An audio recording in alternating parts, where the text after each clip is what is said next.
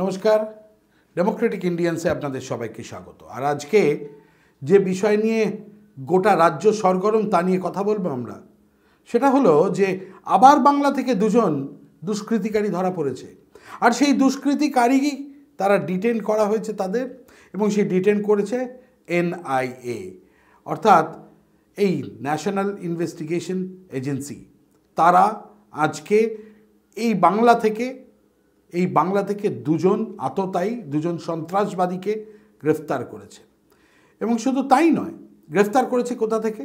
তা হলো মেদিনীপুর জেলার কাঁথি থেকে। এই বিপদটা এখানে নয়।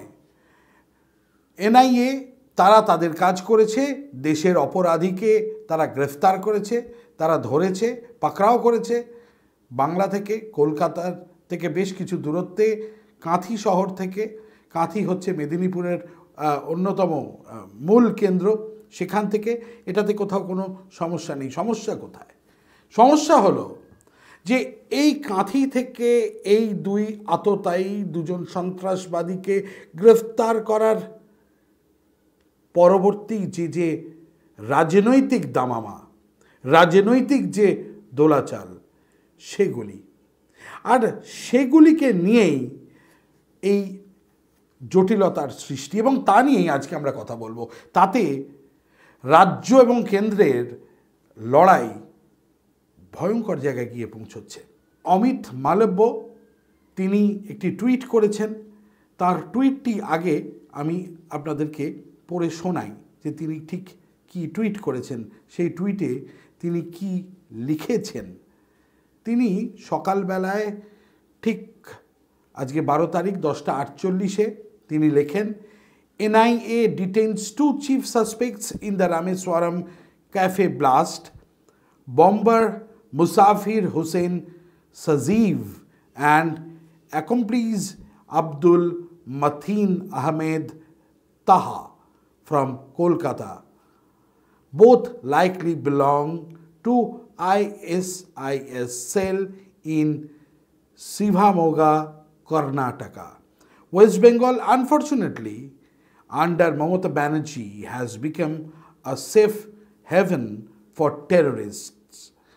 অর্থাৎ মালব্যর শেষ লাইনে খোঁচাটা ছিল যে বাংলা দুর্ভাগ্যবশত মমতা বন্দ্যোপাধ্যায় তার দায়িত্বে রয়েছেন, মুখ্যমন্ত্রী হিসেবে রয়েছেন, যেখানে এই জঙ্গিদের, এই ধরনের জঙ্গি কার্যকলাপ যারা করে তাদের জন্য স্বর্গরাজ্য।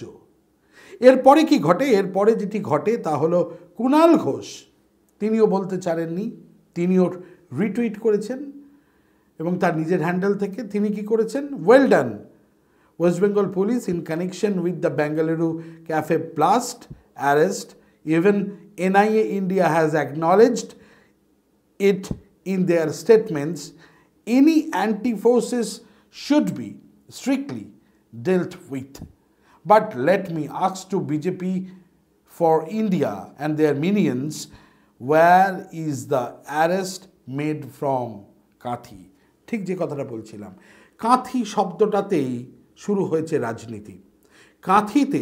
কাঁথি হচ্ছে শুভেন্দু অধিকারী। আপনারা জানেন যে রাজ্যের বিরোধী দলনেতা শুভেন্দু অধিকারীর গড় সেই কাঁথি, যেটিকে মিন করতে চাইলেন কুণাল ঘোষ, এবং তিনি পরিষ্কারভাবে তার টুইটে লিখলেন যে কাঁথি কোথাকার, কাঁথি থেকে গ্রেফতার করা হচ্ছে। অর্থাৎ রাজ্য থেকেও কাঁথিকে আলাদা করে দেখিয়ে দিচ্ছেন কুণাল ঘোষ। তার আগে রাজ্য যে স্বর্গরাজ্য হয়ে উঠেছে জঙ্গিদের, সে কথা বলেছেন অমিত মালব্য। এবং স্পেসিফিক্যালি কোন অঞ্চল যেটি কার ক্ষমতায় রয়েছে, কার স্বায়ত্তশাসনে রয়েছে, সেটিকে দেখিয়ে দিলেন কুণাল ঘোষ। অর্থাৎ এই টুইট এবং রিটুইট এবং একজন জঙ্গি কার্যকলাপ করেছেন এমন দুই জঙ্গিকে ডিটেন করেছে NIA, তাকে নিয়ে গোটা দেশ জুড়ে রাজনৈতিক দলগুলির আরেকজনের ওপর অভিযোগের আঙুল ওঠা। এবং সেখানে কুণাল ঘোষ কি লিখছে?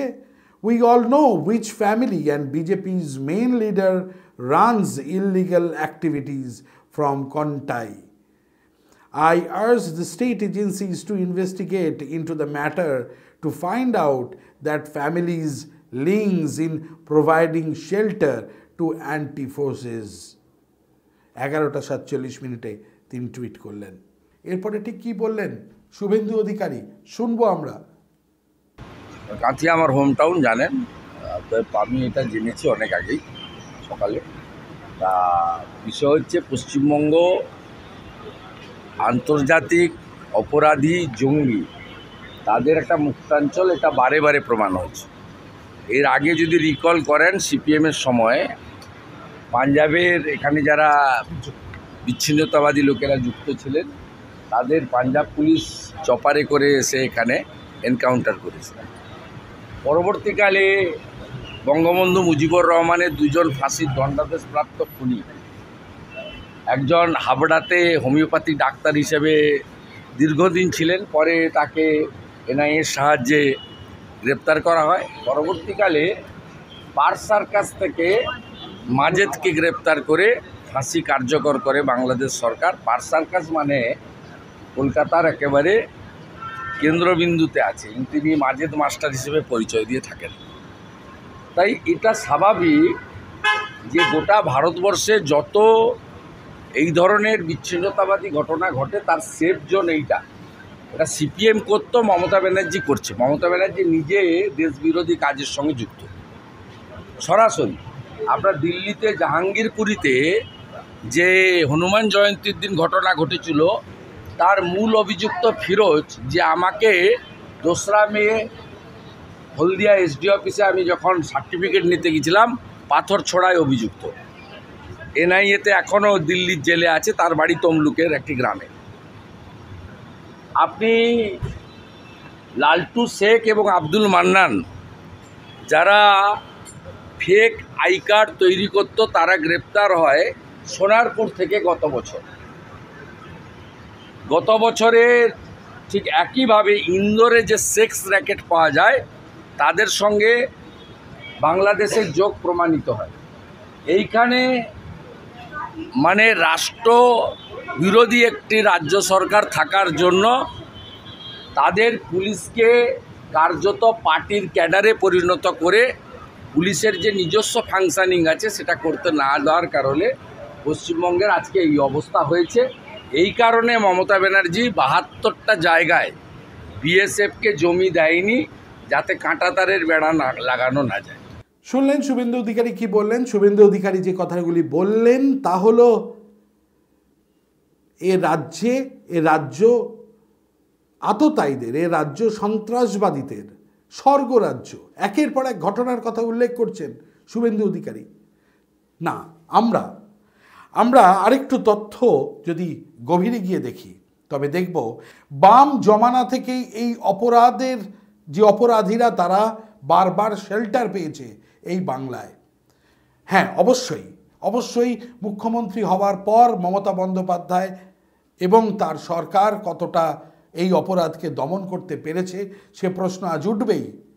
আমরা একেবারে নিউট্রালি পরিষ্কারভাবে যে কথা বলতে চাই যে এখানে যে তথ্যগুলি আমাদের হাতে আছে সেই তথ্য অনুযায়ী 2007 সালের ঘটনা যদি আমরা দেখি, 2007 সালের ডিসেম্বর মাসের 28 তারিখ in a joint operations the West Bengal criminal investigation department অর্থাৎ CID and the Uttar Pradesh Special Task Force arrested Aftab Alam Ansari, a top militant belongings to the Harkat ul Jihad al Islami, অর্থাৎ এটিও একটি নিষিদ্ধ সংগঠন, নিষিদ্ধ জঙ্গি গোষ্ঠী।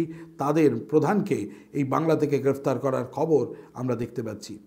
December 20 অর্থাৎ 20 ডিসেম্বর, তার ঠিক আগে আবার 7 persons including 3 women were linked to the Manipur Blast People's Revolutionary Party of Kanglepik were arrested from the flat Bapuji Nagar near Jadavpur University in Kolkata.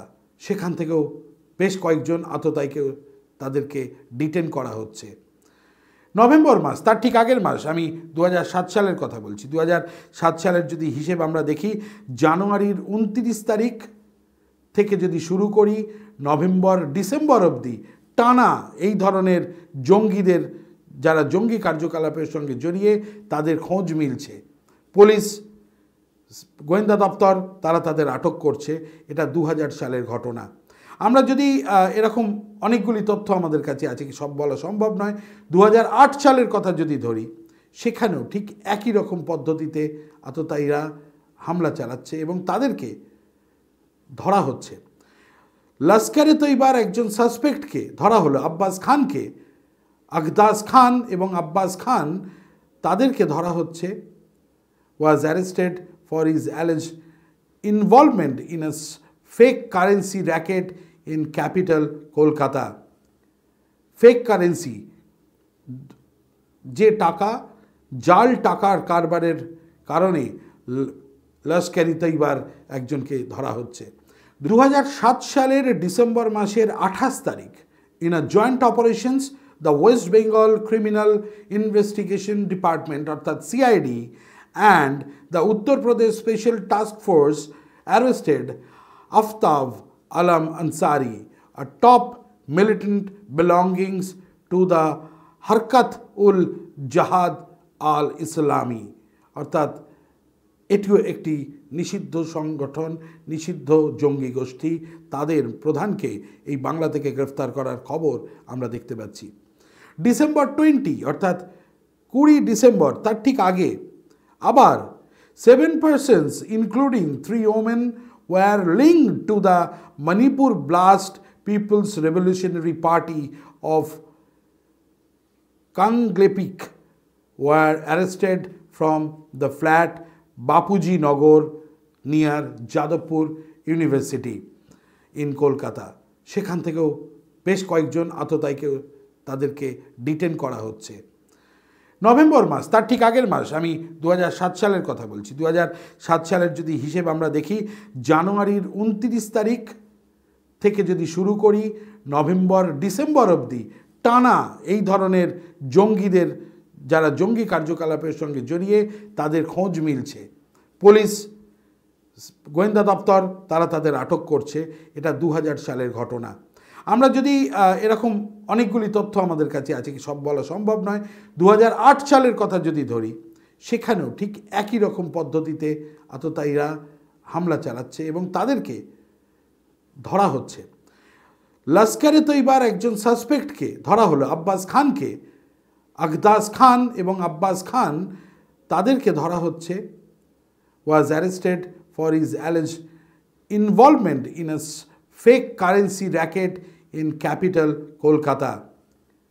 Fake currency, যে টাকা, জাল টাকার কারবারের কারণে লস্করে তৈবার একজনকে ধরা হচ্ছে। 2008 সালের কথা, 2007-এর পর 2008-এর কথা বলছি। সেখানেও সিরিজ অফ ইনসিডেন্টস রয়েছে। যে মুখ্যমন্ত্রী মমতা বন্দ্যোপাধ্যায়ের সরকার ক্ষমতায় আসার পর ঠিক কতটা সচেষ্ট হলেন এই ধরনের জঙ্গি কার্যকলাপকে রুখতে। টুইট, রিটুইট এগুলো তো চলতেই থাকবে, রাজনৈতিক পালাবদল চলতেই থাকবে, কিন্তু আন্তর্জাতিক আততায়ীরা যারা এর রাজ্যে হোক বা এর দেশে হোক ঘুরে বেড়াচ্ছে, আমরা কতটা নিরাপদ সেই নিয়ে প্রশ্ন উঠছে বারবার। বাংলার মানুষ, দেশের মানুষ কতটা নিরাপদে আছেন? আজ এ পর্যন্তই। প্রশ্ন আপনাদের জন্য রাখলাম, উত্তর আপনাদের হাতে। সঙ্গে থাকুন।